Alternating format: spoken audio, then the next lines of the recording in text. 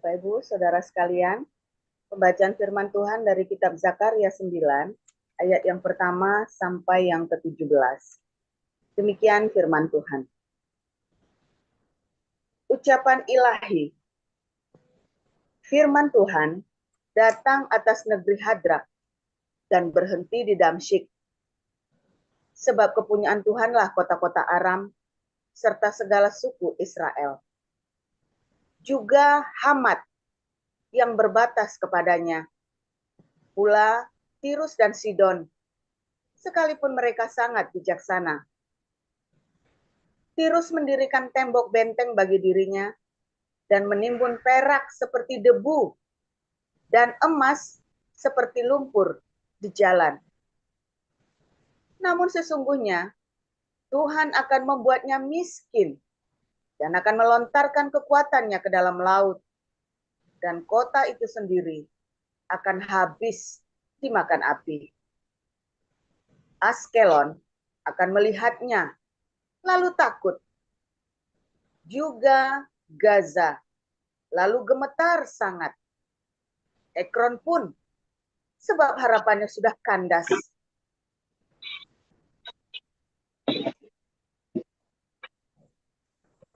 Dari Gaza raja akan binasa, dan Askelon tidak akan didiami lagi.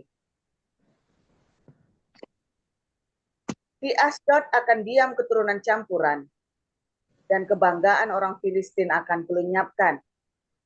Aku akan melenyapkan darah dari mulutnya, dan kejijikan dari antara giginya, dan yang tinggal dari mereka pun akan menjadi kepunyaan Allah kita. Mereka akan dianggap seperti suatu kaum di Yehuda, dan orang Ekron seperti orang Yebus. Aku berkemah dekat rumahku sebagai pengawal terhadap mereka yang lalu lalang. Tidak akan ada lagi penindas mendatanginya. Sebab sekarang aku sendiri telah mengindahkannya. Bersorak-soraklah dengan nyaring, hai putri Sion. Bersorak-sorailah, hai putri Yerusalem. Lihat, rajamu datang kepadamu. Ia adil dan jaya. Ia lemah lembut dan mengendarai seekor keledai beban yang mudah. Ia akan melenyapkan kereta-kereta dari Efraim dan kuda-kuda dari Yerusalem. Busur perang akan dilenyapkan, dan ia akan memberitakan damai kepada bangsa-bangsa. Wilayah kekuasaannya akan terbentang dari laut sampai ke laut, dan dari sungai Efrat sampai ke ujung bumi. Mengenai engkau, oleh karena darah perjanjianku dengan engkau, aku akan melepaskan orang-orang tahananmu dari lubang yang tidak berair. Balilah ke kota bentengmu, hai orang tahanan yang penuh harapan. Pada hari ini juga aku memberitahukan, aku akan memberi ganti kepadamu 2 kali lipat. Sebab aku melenturi Yehuda bagiku. Busur ku isi dengan Efraim, dan aku mengayunkan anak-anakmu, hai Sion, terhadap anak-anakmu, hai Yunani, dan aku akan memakai engkau seperti pedang, seorang pahlawan. Tuhan akan menampakkan diri kepada mereka, dan anak panahnya akan melayang keluar seperti kilat. Dan Tuhan Allah akan meniup sangkakala dan akan berjalan maju dalam angin badai dari selatan. Tuhan semesta alam akan melindungi mereka, dan mereka akan menghabisi dan menginjak-injak pengumban-pengumban. Mereka akan minum darah seperti minum anggur, dan menjadi penuh seperti bokor penyiraman. seperti penjuru-penjuru mesbah. Tuhan Allah mereka akan menyelamatkan mereka pada hari itu, seperti kawanan domba umatnya itu. Sungguh, mereka seperti permata-permata mahkota yang berkilap-kilap. Demikianlah mereka di tanah Tuhan. Sungguh, alangkah baiknya itu, dan alangkah indahnya. Teruna bertumbuh pesat karena gandum, dan anak dara karena anggur. Iya, silakan Ibu Lilis lanjutkan dengan Matius 21 ayat 1 sampai 17. Silakan Bu Lilis. Oh, baik. Matius 1 ayat 1 sampai Matius 17. 21 pasal Oh, 21 Matius ayat 1 sampai 17. Oh ya, baik. Matius 21 ayat 1 sampai 17. Ketika Yesus dan murid-muridnya telah dekat Yerusalem dan tiba di Betfage yang terletak di Bukit Zaitun, Yesus menyuruh 2 orang muridnya dengan pesan, "Pergilah ke kampung yang di depanmu itu, dan di situ kamu akan menemukan seekor keledai betina tertambat dan anaknya ada di dekatnya. Lepaskanlah keledai itu dan bawalah keduanya kepadaku. Dan jikalau ada orang menegur kamu, katakanlah, Tuhan memerlukannya. Ia akan segera mengembalikannya." Hal itu terjadi supaya genaplah firman yang disampaikan oleh Nabi. "Katakanlah kepada putri Sion, lihat, rajamu datang kepadamu. Ia lemah lembut dan mengendarai seekor keledai beban yang muda." Maka pergilah murid-murid itu dan berbuat seperti yang ditugaskan Yesus kepada mereka. Mereka membawa keledai betina itu bersama anaknya, lalu mengalasinya dengan pakaian mereka, dan Yesus pun naik ke atasnya.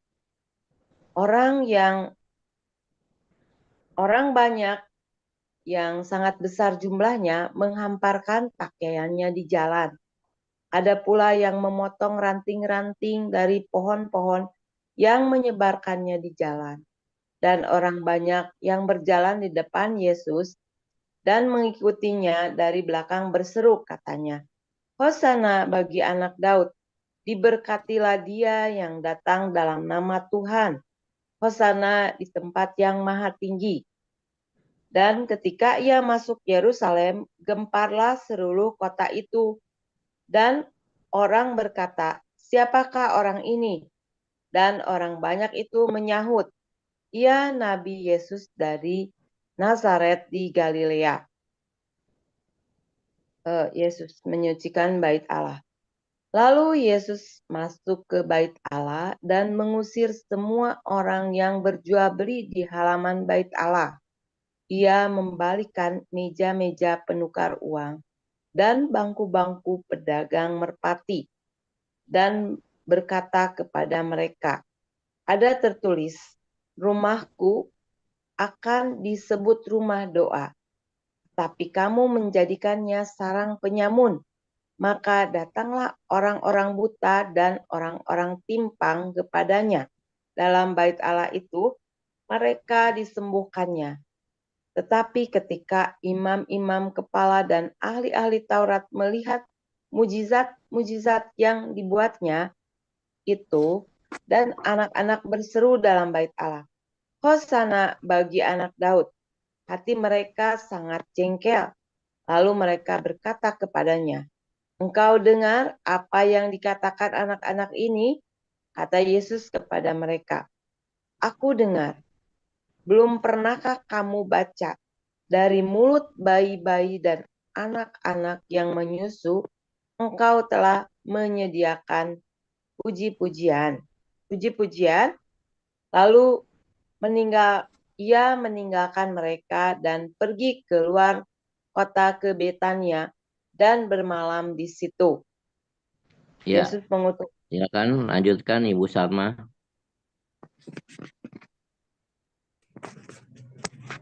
Baik, saya akan membacakan kebenaran firman Tuhan yang terambil dari Matius 21 ayat 18. 21 ayat 18 sampai seterusnya. Pada pagi-pagi hari dalam perjalanannya kembali ke kota, Yesus merasa lapar. Dekat jalan ia melihat pohon ara lalu pergi ke situ. Tetapi ia tidak mendapat apa-apa pada pohon itu selain daun-daun saja. Katanya kepada pohon itu, "Engkau tidak akan berbuah lagi selama-lamanya." Dan seketika itu juga keringlah pohon ara itu. Melihat kejadian itu tercenganglah murid-muridnya, lalu berkata, "Bagaimana mungkin pohon ara itu sekonyong-konyong menjadi kering?" Yesus menjawab mereka, "Aku berkata kepadamu, sesungguhnya jika kamu percaya dan tidak bimbang, kamu bukan saja akan dapat berbuat apa yang kuperbuat dengan pohon itu, tetapi juga jikalau kamu berkata kepada gunung ini, beranjaklah dan tercampaklah ke dalam laut, hal itu akan terjadi. Dan apa saja yang kamu minta dalam doa dengan penuh kepercayaan, kamu akan menerimanya." Lalu Yesus masuk ke bait Allah, dan ketika ia mengajar di situ, datanglah imam-imam kepala serta tua-tua bangsa Yahudi kepadanya dan bertanya, "Dengan kuasa manakah engkau melakukan hal-hal itu? Dan siapakah yang memberikan kuasa itu kepadamu?" Jawab Yesus kepada mereka, "Aku juga akan mengajukan satu pertanyaan kepadamu, dan jikalau kamu memberi jawabnya kepadaku, aku akan mengatakan juga kepadamu dengan kuasa manakah aku melakukan hal-hal itu. Dari manakah baptisan Yohanes? Dari surga atau dari manusia?" Mereka memperbincangkannya di antara mereka dan berkata, "Jika kita katakan dari surga, ia akan berkata kepada kita, 'Kalau begitu, mengapakah kamu tidak percaya kepadanya?' Tetapi jikalau kita katakan dari manusia, kita takut kepada orang banyak, sebab semua orang menganggap Yohanes ini nabi." Lalu mereka menjawab Yesus, "Kami tidak tahu." Dan Yesus pun berkata kepada mereka, "Jika demikian, aku juga tidak mengatakan kepadamu dengan kuasa manakah aku melakukan hal-hal itu. Tetapi apakah pendapatmu tentang ini? Seorang mempunyai 2 anak laki-laki, ia pergi kepada anak yang sulung dan berkata, 'Anakku, pergi dan bekerjalah hari ini dalam kebun anggur.' Jawab anak itu, 'Baik, Bapa,' tetapi ia tidak pergi.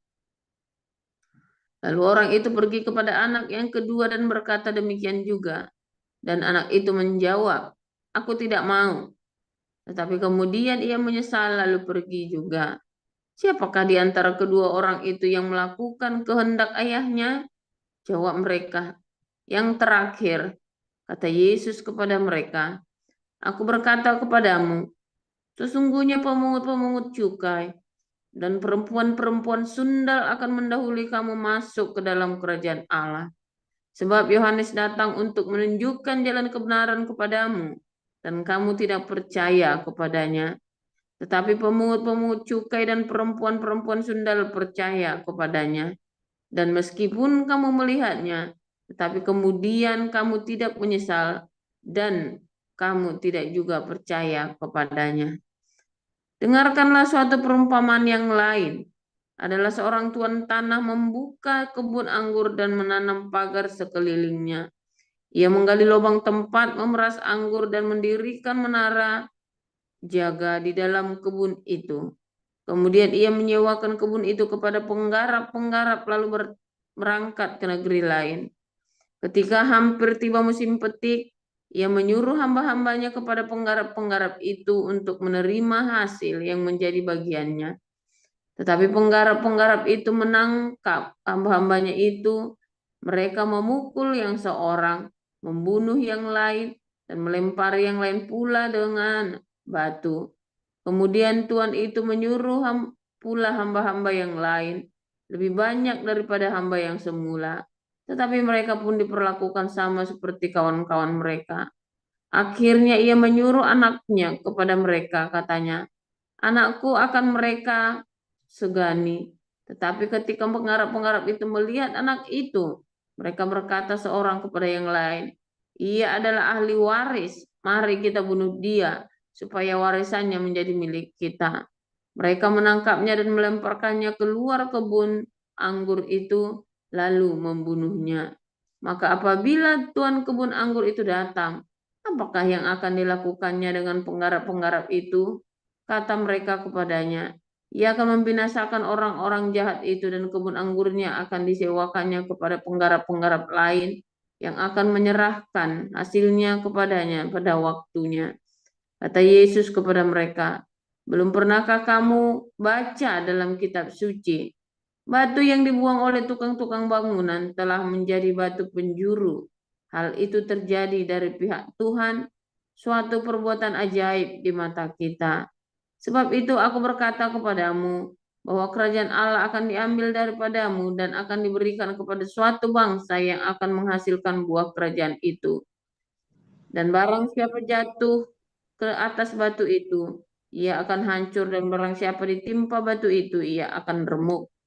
Ketika imam-imam kepala dan orang-orang Farisi mendengar perumpamaan-perumpamaan Yesus, mereka mengerti bahwa merekalah yang dimaksudkannya, dan mereka berusaha untuk menangkap dia, tetapi mereka takut kepada orang banyak, karena orang banyak itu menganggap dia nabi. Demikianlah firman Tuhan. Ya, Amin. terima kasih untuk para lektor, Ibu Neliana, Ibu Lilis, dan Bu Sarma. Kita akan mendengarkan firman Tuhan hari ini dengan judul Kisah Keledai dan Israel. Silakan Pastor Paul.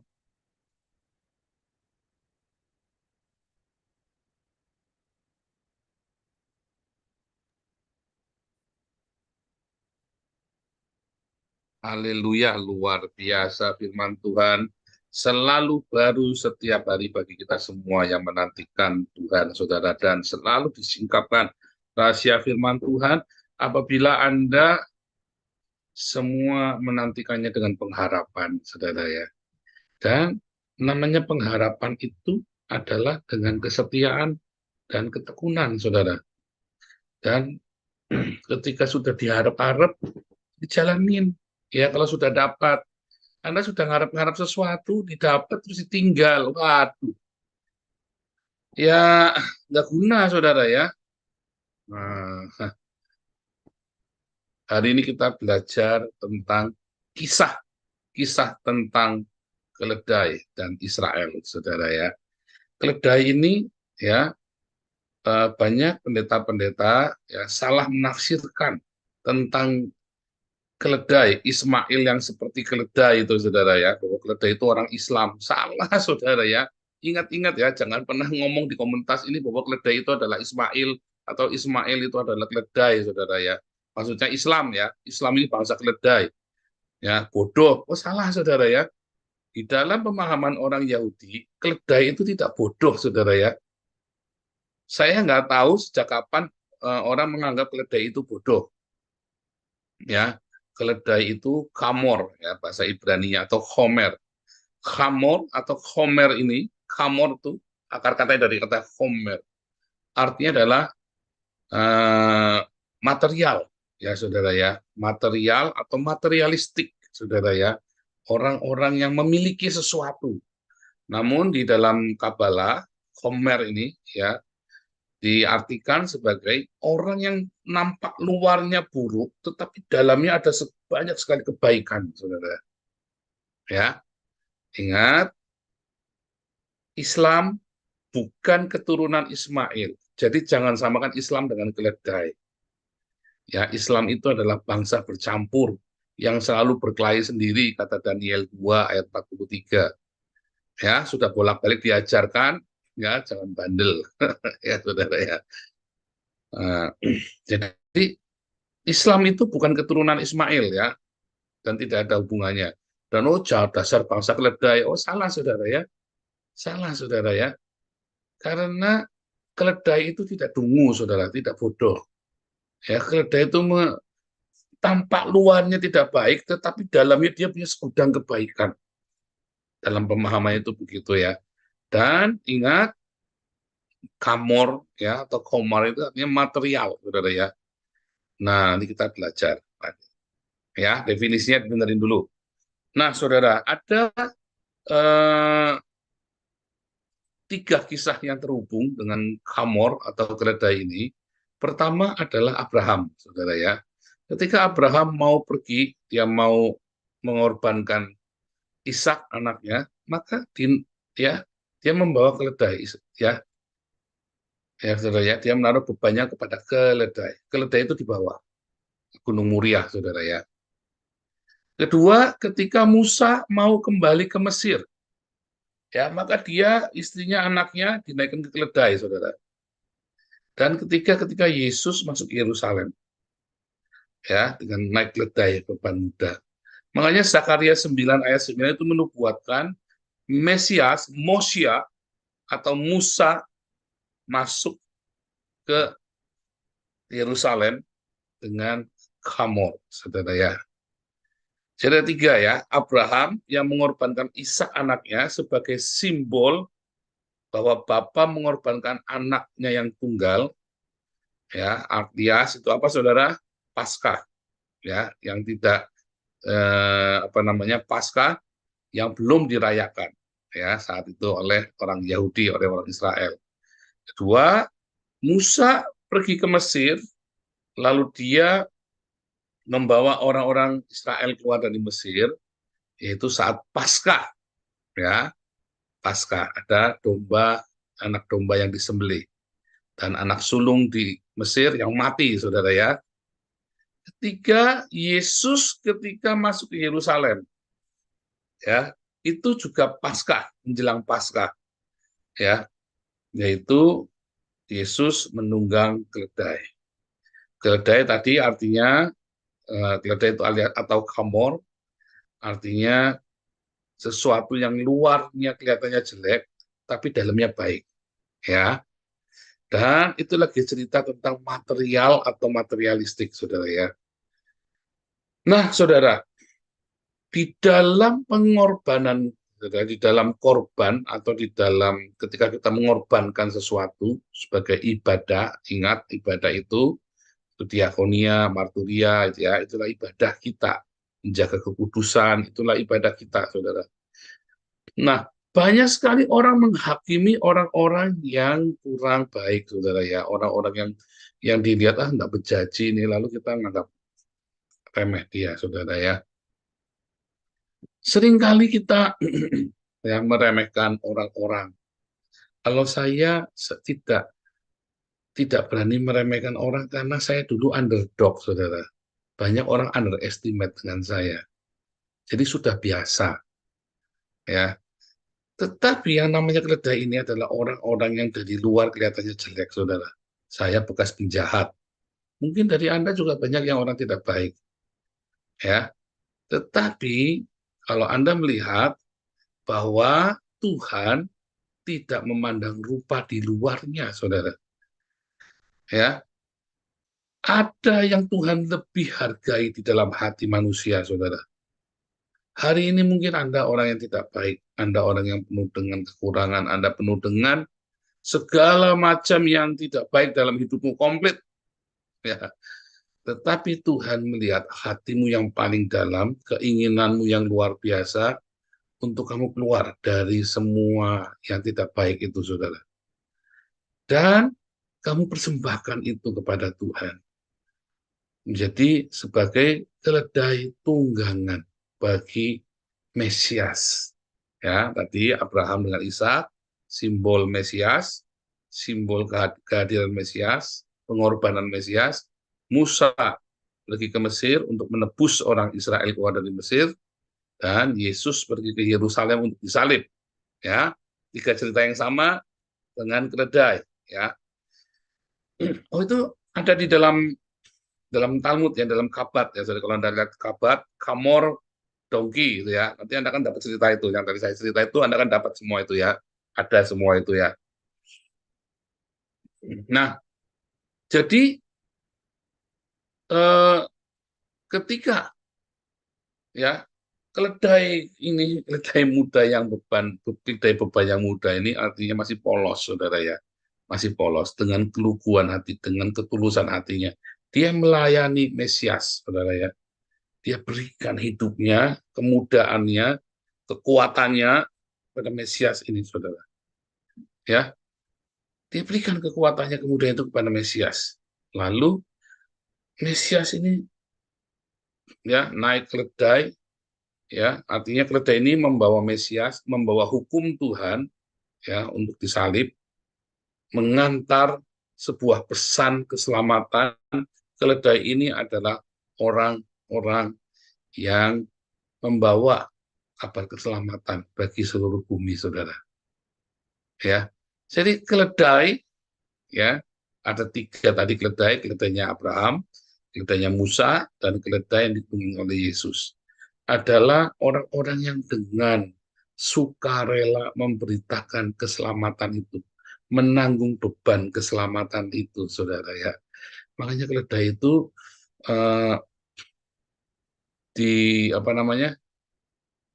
dianggap sebagai sesuatu yang baik ya, bukan yang buruk, saudara ya. Nah, kemudian ya di situ kita ingat ada keledai Bileam. Nah, keledai yang ditunggangi oleh seorang penyihir, seorang nabinya orang Moab yang namanya Bileam, nabi yang jahat, saudara ya. Ini adalah keledai yang sangat setia ya, tapi keledainya sudah tua. Nah, tadi kalau keledai yang dipakai oleh Abraham, Musa dengan itu adalah keledai beban yang muda, keledainya Bileam adalah keledai yang sudah tua, setua umurnya Bileam, katanya kan, dikatakan, aku ini seumur hidup kamu nunggangin aku. Seumur hidupmu itu kamu nunggangin aku. Pergi sama kamu kemana-mana, kamu nunggangi aku. Nah, ini keledai tua, saudara ya, sudah banyak racunnya, saudara. Nah, tadi ada keledai beban yang muda yang belum pernah dipakai, dan ada keledai yang sudah tua yang sudah ditunggangi sama si penyihir tua, saudara ya. Yang satu adalah orang-orang utusan-utusan atau orang-orang yang menghantarkan keselamatan dengan ketulusan hati. Yang satu keledai tua yang menghantarkan kutuk, saudara, menghantarkan kecelakaan bagi orang Israel, saudara ya. Nah, Anda lebih suka yang mana? Tentu kan maunya idealnya jadi keledai beban yang muda yang membawa Yesus sang Mesias kan, daripada keledai tua ya yang membawa si Bileam ini kan. Semuanya maunya juga begitu, saudara. Tetapi masalahnya, apakah benar kamu itu adalah keledai beban yang muda, yang masih tulus, yang masih bersemangat melayani Tuhan? Apa itu melayani Tuhan? Diakonia, marturia, itu dalam kekudusan. Ya, kemarin sudah belajar. Apakah kamu adalah orang-orang yang melayani Tuhan di dalam ketulusan? Ya, Pak, saya sudah umur 70 tahun kok jadi keledai beban muda. Ini bukan masalah umurmu, ini kan metafora. Kita bisa menjadi keledai beban yang muda, saudara. Yaitu orang-orang yang taat, orang-orang yang tulus dan terus bersemangat melayani Tuhan. Ketika hidup dalam kekudusan, walaupun kerjaan lagi susah, walaupun tantangan lagi banyak, tetapi kita dengan setia melayani Tuhan di dalam diakonia kita setia dengan Tuhan dalam kekudusan kita, saudara ya. Dan kita terus mau bersaksi melayani Tuhan, saudara. Dengan ketulusan hati. Balik lagi ya, kata kuncinya, karena dia adalah keledai beban yang muda yang tidak punya agenda politik, saudara. Beda dengan keledai beban yang sudah tua, saudara, sudah banyak polanya, saudara ya. Dan banyak sekali intrik politik itu, saudara ya, dengan keledai beban yang sudah tua, saudara ya. Dan aduh ini, aduh males ini, aduh salah ini, nyalain orang, nyalain sana, nyalain sini, aduh ada encok, ada apa. Saya cita-cita yang encok jasmani ya, tetapi ya alasan. Intinya kamu itu punya banyak alasan untuk tidak melayani, ya, tidak melayani Tuhan. Kamu punya banyak alasan untuk tidak hidup kudus, kamu punya banyak alasan untuk diakonia, alasannya ini itu. Intinya pokoknya kamu tidak mau, intinya adalah kamu mogok. Intinya mogok, saudara ya. Beda dengan keledai beban yang muda. Jalan, yo kemana? Ayo. Ya, ayo melayani, iyo hidup kudus, ayo. Ya, marturia diakonia, ayo. Dalam segala keadaan, nggak pandang hujan, nggak pandang angin, nggak pandang jalan, nggak pandang bahaya, jalan terus. Makanya kelihatannya stubborn. Apa? Di dalam bahaya pun keledai nggak akan lari, saudara ya. Keledai nggak akan lari, karena ya stubborn itu, saudara ya. Jalan terus. Ya, saudara ya. Dan melihat tadi, ya, saudara ya, ketika Yesus masuk Yerusalem, lalu dikatakan dia bilang ya tentang apa, saudara, tentang orang Israel. Kerajaan ini akan dipindahkan kepada bangsa lain yang olehnya berbuah. Ya, terus ada tambahan bawahnya, ya, kamu ya akan ditinggalkan sampai. Jadi ada batasannya, sampai kamu berkata diberkatilah orang yang datang dalam nama Tuhan. Maksudnya sampai Yesus datangnya kedua kali, saudara. Ya, sampai pertanda itu. Nah, orang-orang Israel hari ini, dia masuk ke dalam era mesianik, saudara ya, di mana mereka kemudian banyak melihat dibukakan, saudara ya, tentang kemesiasan, dan mereka mulai menantikan kembali dengan sungguh hati bahwa Mesias akan datang. Ada satu kampung Kabala, ya, saya lupa nama pemimpinnya di kepala desanya di Israel itu ya, saudara ya, kampung Kabala ya. Nah, satu kampung itu dia mengibarkan bendera yang bendera mesianik itu, saudara ya. Saya tanya ini apa gitu ya. Dia si kepala kampung itu atau penatua di situ atau rabai, kepala rabai di situ menganggap dirinya adalah Mesias. Dikatanya begitu ya. Jadi di Israel ini banyak orang ngaku-ngaku Mesias, saudara ya. Di Israel ini. Yang ini ngaku Mesias, ini dulu BSMK juga dianggap Mesias. Itu siapa lagi ya? Ini lagi Rabi Shalomo ben Yehuda ya, atau Abraham ben Shalomo, saya lupa ya, Shalomo ben Abraham atau Shalomo yang masih muda itu ya, yang lagi heboh itu. Nah, itu juga dianggap Mesias, saudara ya. Ada banyak sekali ya, sekarang orang-orang, karena memang saat ini adalah masa-masa yang sangat begitu cerah sekali, saudara. Sehingga siapakah Mesias? Ya, orang-orang Yahudi ini sedang menantikan benar-benar, saudara, sedang kurios siapa Mesias. Mereka tengok-tengok sana sini. Jadi untuk kampung ini bilang ini Mesiasnya, sana bilang ini Mesiasnya, saudara ya. Ini benar-benar ya, saudara ya. Mesias di sini, Mesias di situ, saudara ya. Itu benar-benar sekarang ini ya di Israel itu ya. Nah, tapi nanti Mesias akan datang, ya. Saudara, keledai itu adalah menimbulkan materi, saudara. Layanilah Tuhan dengan hartamu, saudara. Ya, dengan segala hartamu. Layani Tuhan dengan segenap hatimu, saudara. Jangan kamu menjadi keledai beban yang tua yang kebanyakan alasan. Tapi jadilah keledai beban muda yang nyeruduk, pokoknya nurut, saudara ya. Nah, saudara,